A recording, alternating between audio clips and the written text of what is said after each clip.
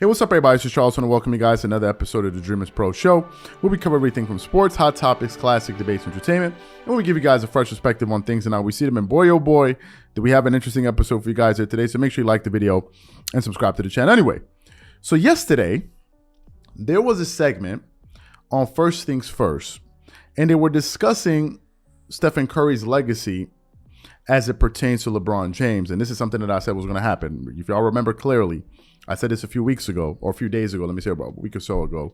If Stephen Curry was to win this championship, him and LeBron are going to be the two guys that are going to be compared. And I think it's important, let me say this quickly, because some people, what I've noticed is that some people see 1, 2, 3 of our videos, maybe the last 3 videos that we have on this channel, and all of a sudden they're like, oh, somebody left. What hate do you have against this, Stephen Curry? First of all, for those of you who just got to the scene, in the beginning of the season, I picked the Warriors and the Clippers to be the 2 teams to most likely come out of the Western Conference. Don't know where you've been. Maybe you just got here a few seconds ago, but I had picked the Warriors to be one of the teams that made it out of the Western Conference in case you missed it. I said if the Clippers were healthy and Kawhi Leonard was healthy, I would pick the Clippers, but I thought that was going to be the Western Conference Finals matchup. So for those of you who tell me you hate the Warriors, you're just totally missing. You don't have the information, so just relax with all that. I hate the Warriors and all that. But anyway, somehow during that discussion, Michael Jordan got dragged into that debate. And on the panel was Chris Broussard, Nick Wright, and Wiles, and of course the host. So they were there going back and forth, and then Jordan got dragged into the debate, and that's when it happened. And that's when Nick Wright gave probably his worst Michael Jordan take, at least one of the worst ones that he's given this year on TV as it pertains to Michael Jordan. So for those of you who missed the comments that Nick Wright made about Michael Jordan, we're going to play them right now, and then we're going to really come back and react to it. I want you guys to pay attention to the debate with the back and forth between him and Chris Broussard as it pertains to Jordan. So take a listen to that. We'll come back here and react to it. Take a listen to that. Frustrating for me because Bruce said the thing everyone always says, which is there was a dynasty during Jordan's era, but we don't count it because it doesn't help the Jordan argument. Now that's all Bruce said. Bruce said, no, Bruce explained it. So we're going to count everybody that beat LeBron before he start winning? What I'm going to say is in Jordan's career, in years he was active, 3 teams went back-to-back. That seems noteworthy. The Lakers did it. The Pistons did it. The Rockets did it. While in years Michael Jordan played, you want to know how many people won championships? You can't say Rockets. You can't say Rockets. He didn't play the first year they won. He was playing baseball. Okay, they won their second consecutive title in a year he played. I get it, but they won a title in a year he played. Fresh off the diamond. Let's keep it real. Beat him. See, but so here's the thing. This is also, if I were to tell you Shaquille O'Neal and Kobe Bryant and Tim Duncan won rings on Jordan's watch, you guys all roll your eyes and say that's ridiculous. Oh my God, that's so outrageous, it's unfair. Shaq and Kobe won their ring when Jordan was 38 years old. How old's LeBron James? Anybody know? Oh, he's 37 and a half, and Steph won his. So it's different. It's not fair. Nobody ever does it. Nobody ever says, this is what we hear, Wilds. Nobody ate on Jordan's watch, which is true as long as you're excluding Kareem, Magic, Worthy, Bird, McHale, Parrish, Isaiah Dumars, Akeem, Drexler, Duncan, Robinson, Shaq, Kobe. Nobody else ate, though. He's right about that. By nobody, what they mean is Charles Barkley, Karl Malone, John Stockton, Patrick Ewing. No, see, but that's the thing. Hold on a second. Wait a minute. I mean, that's what's so frustrating. You're bringing in the Wizards. No. LeBron has the longevity argument. We'll give you that. Nobody's arguing that. Second.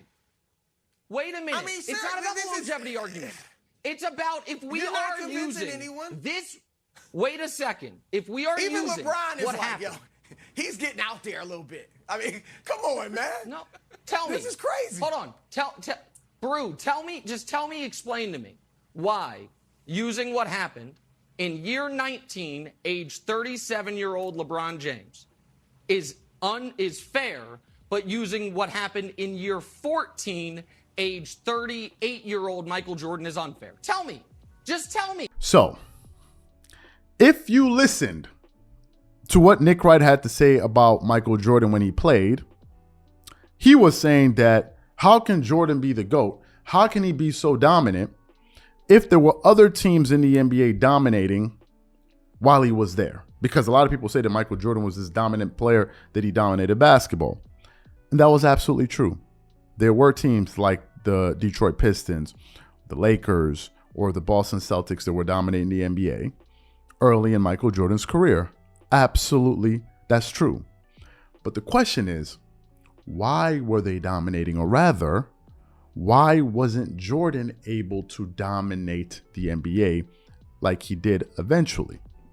And the reason Jordan couldn't win at that level in terms of winning NBA championships for the first 6 years of his NBA career was because Michael Jordan, for the first 6 years of his career, at least the first 5 years of his NBA career, he didn't play with a single All-Star. The teams that Nick Wright was mentioning were teams that had top 75 players on them. Those were the teams he was mentioning. The Magic Johnson Lakers or the Boston Celtics teams, Isaiah Thomas, Detroit Pistons. Those teams had top 75 players on them, especially the Lakers and the Boston Celtics. So the reason Jordan couldn't beat these teams was simply because he didn't have a single All-Star teammate. That was it. It wasn't that Michael Jordan wasn't any good. It was that Michael Jordan didn't have any help. The moment, and I think it's important that I say this, the moment Jordan came into the NBA, that year was 1984.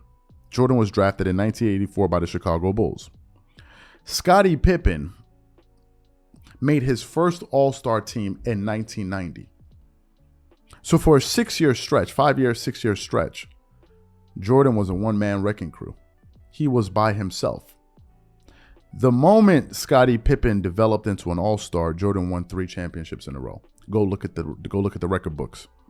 Scottie Pippen became an All-Star in 1990. When did Jordan go on his first three-peat? Go check the record books. The information is out there. It's public. Then he took off a year, which he didn't play. So I don't know how you can win a championship if you don't play basketball. So he wasn't there.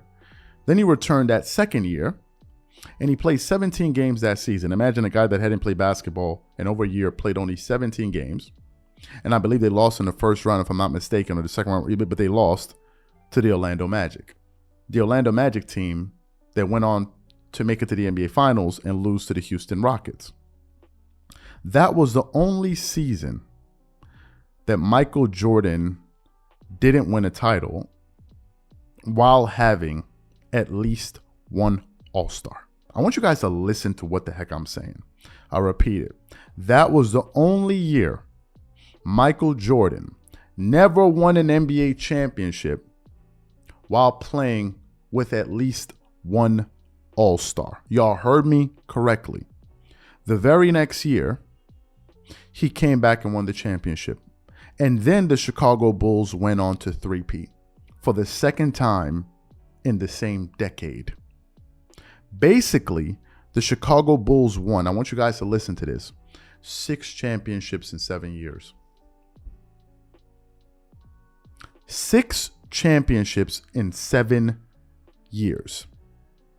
How many times has LeBron lost while having All-Star caliber teammates? I'll wait. How many times has LeBron James lost while having All-Star caliber? We can't even count them. Let's get to the second part of this. Then he said Shaq and Kobe won championships while Jordan was playing, right? He mentioned all of these teams. Michael Jordan at that time was 38 years old, playing with the Washington Wizards. Let me tell you the roster that Michael Jordan played with his last year in the NBA. I have it right here. The last year of Michael Jordan's career in the NBA, he played with Kwame Brown, Brian Cardinal, Juan Dixon, Anthony Goldwire, Brendan Haywood, Larry Hughes, Jared Jeffries, Christian Laettner, Tyronn Lue, Charles Oakley, Brian Russell, Bobby Simmons, Jerry Stackhouse, Eaton Thomas, Jahadi White. Those were Michael Jordan's teammates his last year.